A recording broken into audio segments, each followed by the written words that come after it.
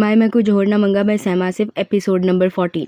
सारी गाड़ियां हॉल से निकली तो एक साथ थी, मगर हॉल से कुछ दूर आने के बाद समरा और रजलान की गाड़ी हैदर के घर की तरफ मुड़ी, जो कि गुलशन इकबाल में मौजूद था, जबकि बाकी की गाड़ियां समरा के घर की तरफ चली गईं। क्योंकि इन सब एजेंट्स का काम ख़त्म हो चुका था, इसलिए वो लोग समरा के घर पहुँच अपनी गाड़ियाँ लेते वापस एजेंसी जाने का इरादा रखते थे।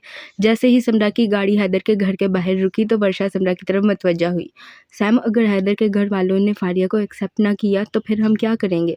फिक्र मत करो, जब इन्हें पता चलेगा कि फारिया को हम कैसे रुखसत करके लाए हैं तो वो खुद ब खुद इसे बहू मान लेंगे।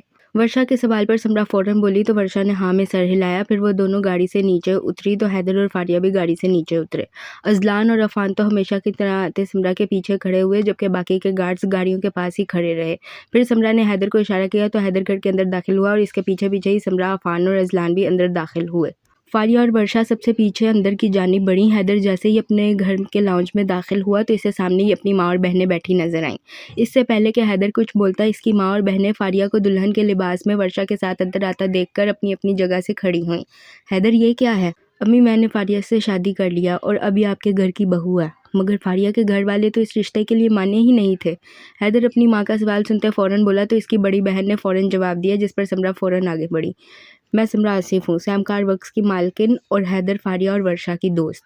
मैंने अपनी पावर्स के ज़रिए फारिया और हैदर का निकाह गन पॉइंट पर फारिया के घर वालों की रजामंदी से करवाया है और फारिया को इस घर वालों ने दुआएं देकर रुखसत किया है, और अब मैं चाहती हूँ कि आप फारिया को अपनी बहू के रूप में तस्लीम करें। मैंने फारिया की खुशियों की जिम्मेदारी ली है और सैम आसिफ अपनी ज़बान की पक्की है, इसलिए चाहती हूँ कि फारिया को इस घर में कोई भी मसला ना हो।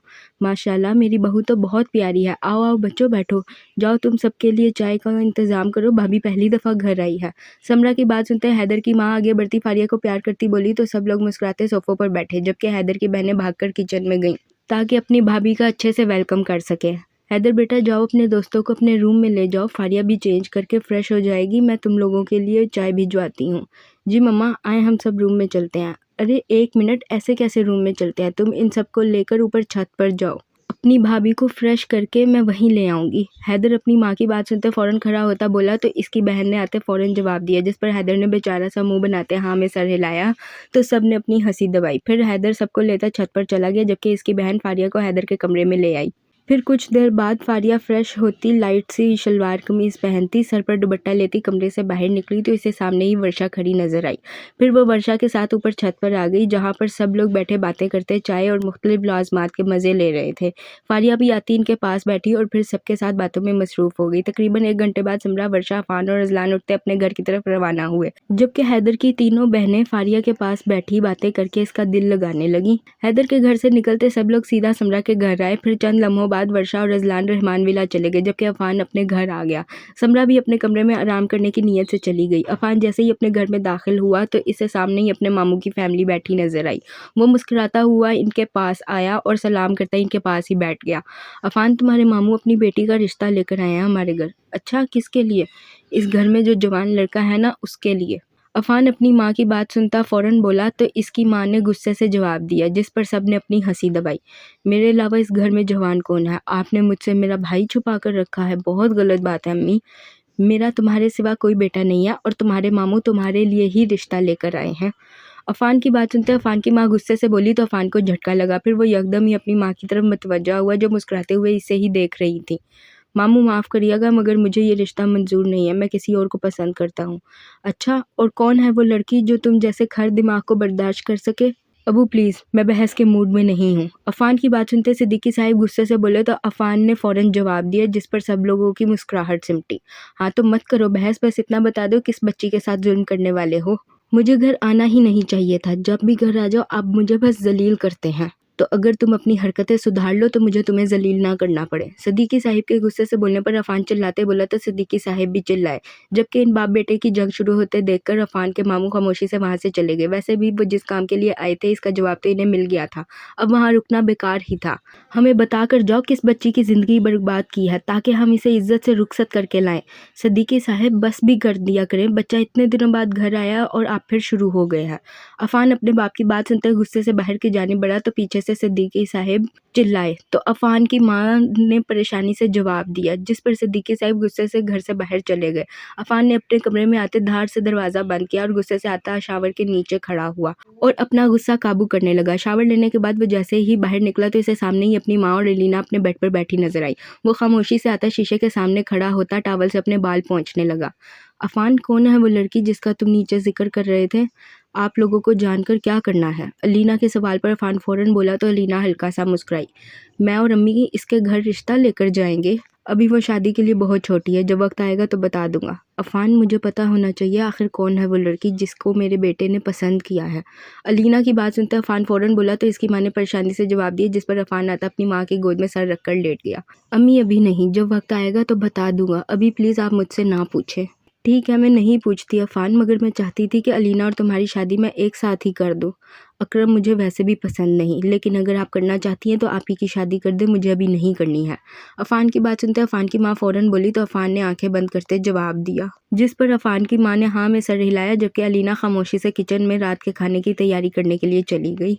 वर्षा अपने कमरे में आती, चेंज करती, सोने के लिए बेड पर लेटी तो इसे अचानक ही उस रात का वाकया याद आया जब वो बहुत बुरा डर गई थी। फिर वर्षा अपनी सोचों को झटकती बेड पर लेटती आंखें बंद कर गई तो इसे अपने कान के ऊपर किसी की सांसों की तपिश महसूस हुई, यूं जैसे कोई इस पर झुका जोर जोर से सांस ले रहा हो। वर्षा ने अपनी आंखें जोर से बंद करते आयतुल कुर्सी पढ़ना शुरू की तो अचानक ही सब कुछ नॉर्मल हो गया। फिर वर्षा ने थूक निकलते अपने पीछे देखा तो वही आदमी खड़ा इसके ऊपर झुका था जो इसे उस दिन अपने बेड पर लेटा नजर आया। उस आदमी को देखते वर्षा ने चीख मारना चाही, मगर इसके हलक से आवाज ही ना निकली। फिर यकदम ही वर्षा को अपना सांस रुकता महसूस हुआ तो वर्षा ने अपनी गर्दन पर हाथ रखा। फिर अचानक ही वर्षा का अपने हाथ से काबू उठ गया और जो हाथ पहले गर्दन को मसल रहा था, अब वो हाथ वर्षा का गला दबा रहा था।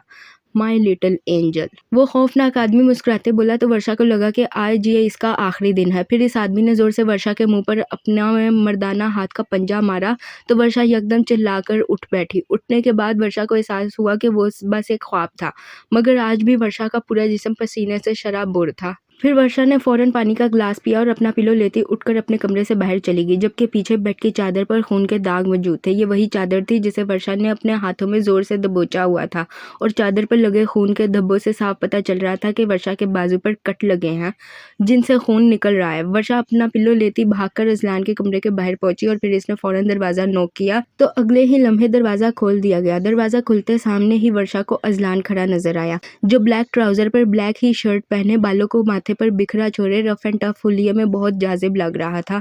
वर्षा को अपने दरवाजे पर रात के 1 बजे देखकर अजलान परेशान हुआ। क्या हुआ मेरा बच्चा, सब ठीक है? भैया, मुझे मेरे रूम में बहुत डर लग रहा है, क्या मैं आपके रूम में सो जाऊं? अगर आपको एतराज़ ना हो तो। नहीं मेरा बच्चा, मुझे क्या एतराज़ होना, आओ अंदर आओ। अजलान का सवाल सुनते वर्षा फौरन बोली तो अजलान कुछ खामोश हुआ, मगर फिर वर्षा की डरी डरी हालत देखते इसने फौरन जवाब दिया तो वर्षा अंदर की जानिब बढ़ी। तुम बेड पर सो जाओ, मैं अभी जाग रहा हूँ, मुझे कुछ काम है। अजलान दरवाज़ा बंद करता बोला तो वर्षा हाँ में सर हिलाती अपना पिलो बेड पर रखती लेटी तो अजलान खामोशी से आता अपना लैपटॉप लेता सोफे पर बैठा और फिर इसने लैपटॉप खोलते काम शुरू किया। तभी इसकी नज़र सामने बेड पर लेटी वर्षा पर पड़ी, जो आंखें बंद किए लेटी थी, मगर इसके हाथ में मौजूद पिलो पर खून के धब्बे देखकर अजलान हैरान हुआ। फिर उठता इसके पास आया।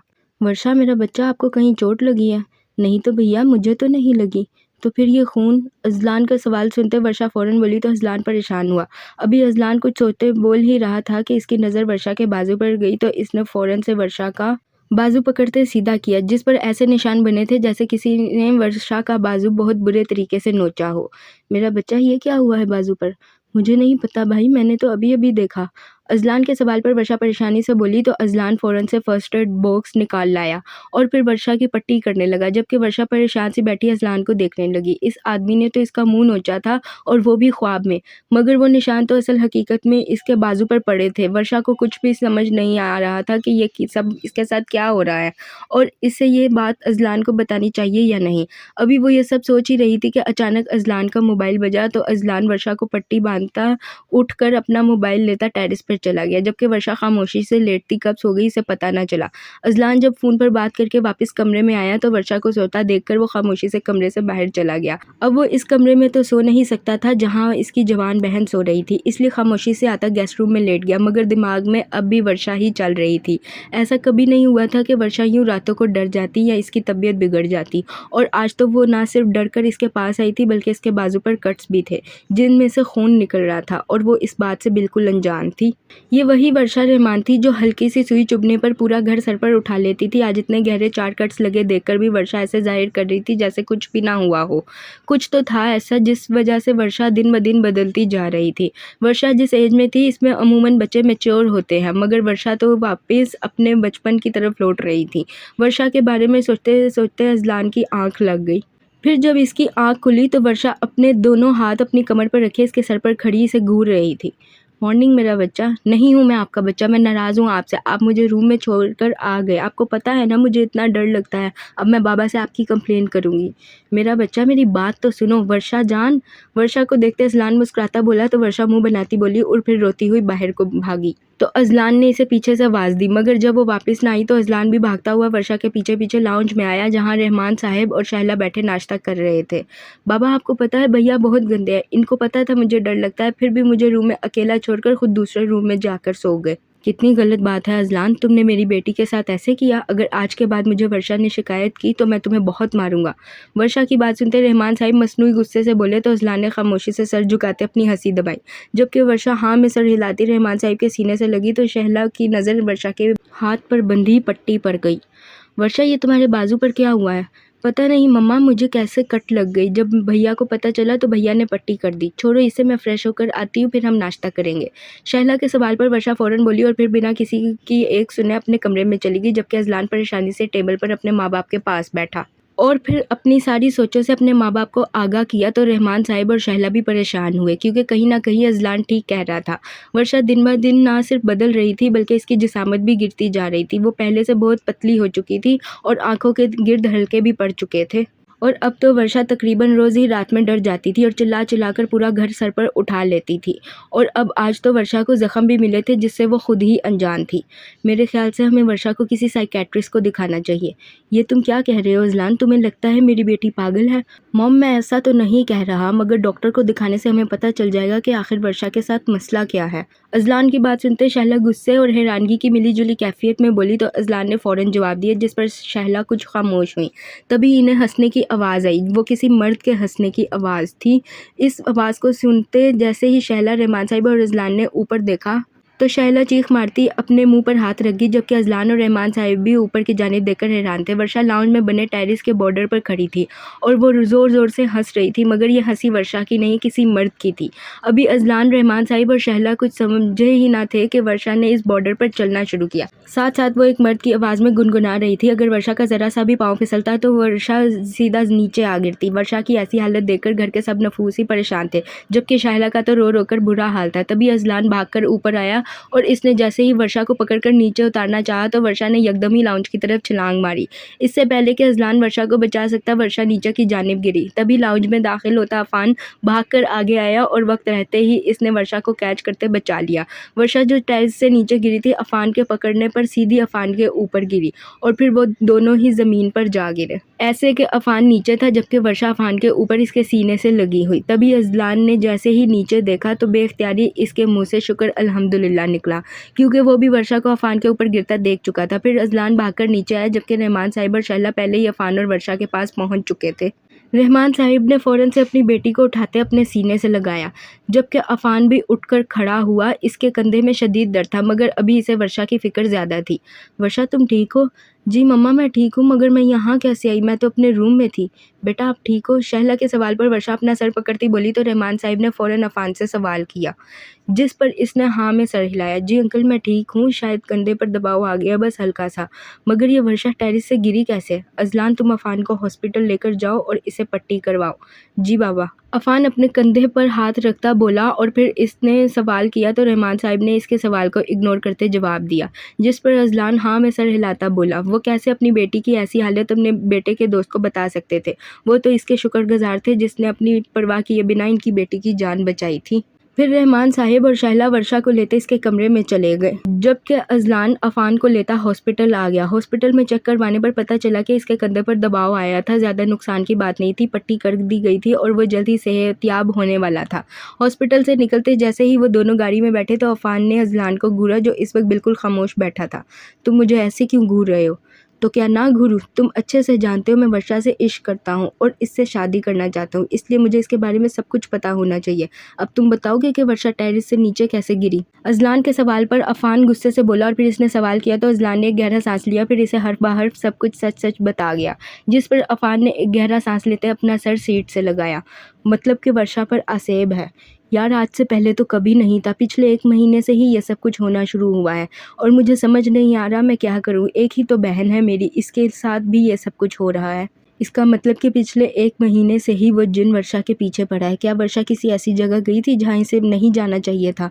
अफान के सवाल पर अजलान फ़ौरन बोला तो अफान ने कुछ सोचते सवाल किया, जिस पर अजलान ने नफ़ी में सर हिलाया। नहीं, पिछले 1 महीने से तो वर्षा घर और यूनिवर्सिटी के सिवा कहीं नहीं गई। हाँ, अक्सर वो सैम के घर जाती है, मगर वहाँ तो हम भी जाते हैं, वहाँ ऐसा कुछ नहीं है। मुझे कुछ समझ नहीं आ रहा क्या करूँ।